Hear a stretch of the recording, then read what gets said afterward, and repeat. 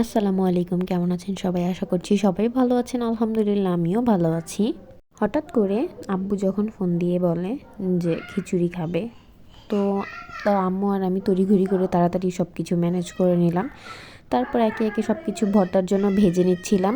আমাদের সকালেই রান্না হয়ে যায়, বাট আমরা রাত্রে শুধু ভাতটা রান্না করি। তো ভাত রান্না করব এই সময় আব্বু ফোন দিয়ে বলেছে যে খিচুড়িটা খাওয়ার জন্য, মানে উনি খিচুড়ি খাবে।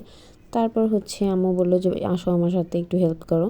তো সাথে সাথে তাড়াতাড়ি করে আম্মুকে কাটাকাটিতে, তারপর আম্মুও কাটছিল আমিও কাটছিলাম। আম্মু তারপর বললো যে না আমি বসায় দিই খিচুড়িটা।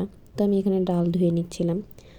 তারপর আমাদের প্রায় রাত হয়ে গিয়েছিল অনেক। শীতের দিনে কিন্তু খিচুড়ি খেতে ভালোই লাগে, আবার সবচেয়ে বেশি ভালো লাগে যখন বৃষ্টি পড়ে। এমনিতেই কালকে প্রচুর পরিমাণ ঠান্ডা ছিল, তার জন্য খিচুড়িটা আর ওয়েদারটা খুব বেস্ট গিয়েছে। ফার্স্টে মুগ ডালগুলো ভেজে নিয়েছিল, তারপর আমি ধুয়ে এগুলো সিদ্ধতে বসিয়ে দিচ্ছি। তো সিদ্ধ করলে একটু নরম হয়ে আসলে তখন ডালটা পারফেক্ট কুক হয়। তো এখানে সিদ্ধ ভালোভাবে হয়ে আসার আগ পর্যন্ত আমি বাদামগুলো ছিলে নিব।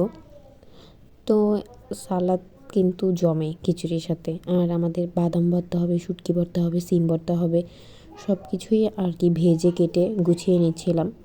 তার এই যে আমার ছোট্ট সোনা আমার সাথে হাতে হাত মিলাচ্ছিল, কিন্তু সে এখানে কিন্তু বাদাম ছিল না, সে শুধু নাড়ছিল, আমাকে বলছিল কেন তুমি ধরছো, কেন আমি করব। কিন্তু দেখেন মাশাআল্লাহ, তারপর সে কুটি কুটি হাত দিয়ে, ছোট্ট ছোট্ট হাত দিয়ে সে সুন্দরভাবে সে বাদাম ছিল, আমি তাকে ফাটিয়ে দিচ্ছিলাম। সবাই একটু মাশাআল্লাহ বলে দিয়েন আমার ছোট্ট প্রিন্সেসটার জন্য, সবাই একটু দোয়া করেন যেন ও সুস্থ থাকে, ভালো থাকে, অনেক বড় হয় এবং ঈমানের সাথে যেন মানুষ করতে পারি, সেই তৌফিক যেন আল্লাহ দান করে। তো এখানে বাদাম ছিলে আমি ভালোভাবে আবার ভিতরে যে খোসা ছিল সেগুলো আমি আবার ফালিয়ে নিচ্ছিলাম ঝাড়া দিয়ে। তারপর দেখলাম যে আম্মু সিম সিদ্ধ দিচ্ছিল, তো সিম সিদ্ধ প্রায় শেষ, এর ওপর ধনিয়া পাতা দিয়ে নিয়েছিল। তো শুটকি ভর্তার জন্য রসুন টেলে নিয়েছিল। তো ওই ছোট ছোট অনেকগুলো ক্লিপসই বাদ পড়ে গিয়েছে। তো এর ওপর ধনিয়া পাতা দিয়ে নাড়াচাড়া দিয়ে আম্মু এগুলো নামিয়ে ফেলবে।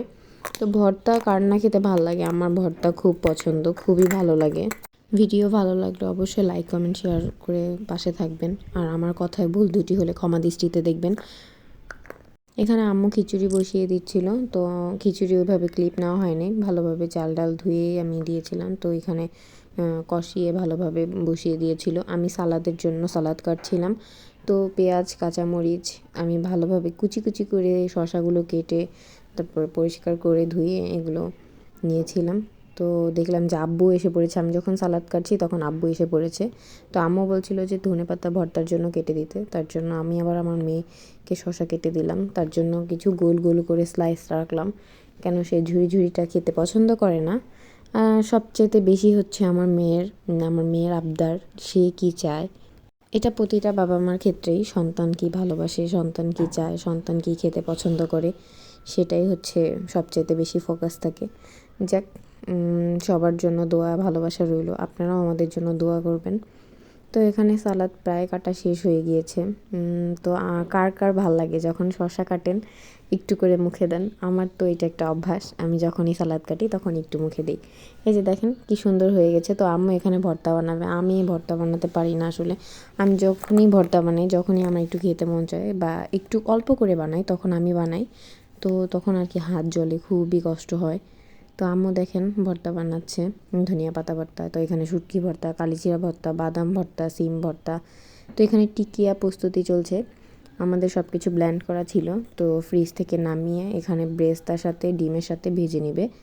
তো আমি এখানে থালা বাসন ধুচ্ছিলাম, অনেকগুলো থালা বাসন জমে গিয়েছিল, তো সেগুলো ধুয়ে আমি এখানে আম্মু ভাজতেছিল।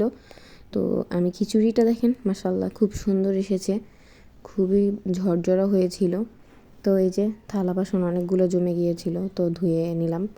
ধুয়ে তারপরে যে খুব সুন্দর করে সার্ভ করে খেলাম, আলহামদুলিল্লাহ খুবই মজা হয়েছিল। সবাই বাসায় ট্রাই করবেন। আল্লাহ হাফেজ।